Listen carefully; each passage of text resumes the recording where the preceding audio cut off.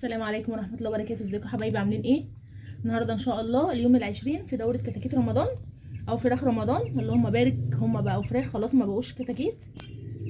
بصوا يا حبايبي، انا النهارده وسعت لهم المكان.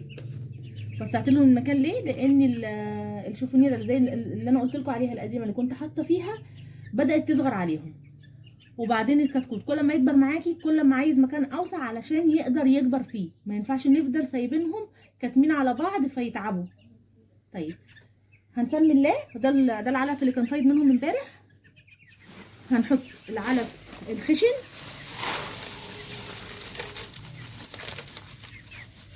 انا امبارح في الفيديو يا حبايبي قلت لكم كل ماده كل يوم هنقلل العلف النامي. لا انا اسفه، انا اقصد كل يوم هنقلل شويه من العلف البادي اللي هو الصغير. كمل بس كده، اللي هو العلف الكبير ده.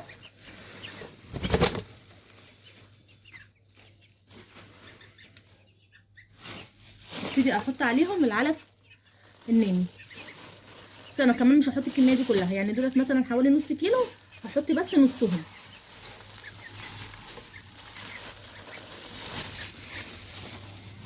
وهنحط كمان عليهم عشان احنا لسه نقلينهم في مكان اوسع. وغيرت اللمبه. غيرنا اللمبه ليه يا حبايبي؟ علشان المكان الاوسع فهيبقى اسقع من المكان اللي هما كانوا فيه. احنا غيرنا اللمبه هناك على اساس ان المكان كان ضيق وهما بيكبروا فنفسهم كان مدفيهم. دلوقتي المكان بقى اوسع فلازم يبقى المكان حواليهم دافي. يعني على حسب المكان اللي انتوا حاطينه فيه، على حسب ما بتحطوا اللمبه. ولو المكان اوسع اكتر من كده بنحط لمبتين او لمبه 200 واط. دي لمبه 100 واط اللي هي الصفراء. انا هنا العلف حطيت مقدار مثلا كيلو الا ربع من اللي هو النامي اللي هو الخشن ده، وربع كيلو من اللبادي.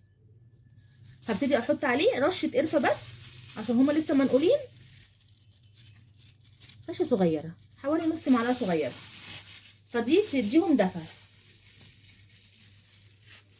هبتدي اقلب كده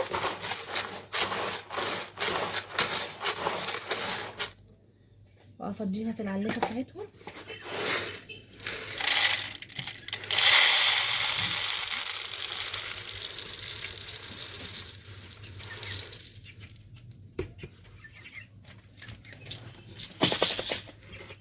وهحط لهم الاكل كده حبايبي.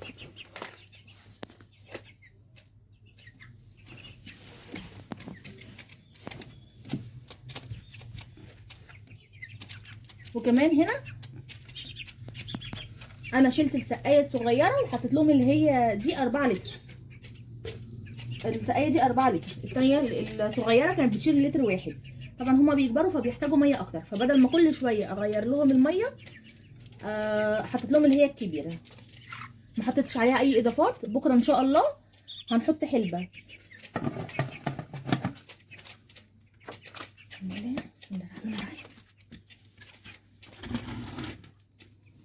طبعا لو كبروا اكتر من، يعني ان شاء الله لما يكبروا اكتر من كده هنزود علافه تاني، ولو احتاجوا سقايه تاني هنزود سقايه تاني. طبعا على حسب ما بيبقى كبر الفراخ معانا، على حسب ما بنتعامل معاهم علشان يطلع معاكي يعني فرخه حلوه وسوبر زي ما بيقولوا. وده كان الفيديو بتاعنا يا حبايبي. فياريت لو عجبكم الفيديو فعلوا زر الجرس واشتركوا في القناه عشان يوصلكم كل جديد.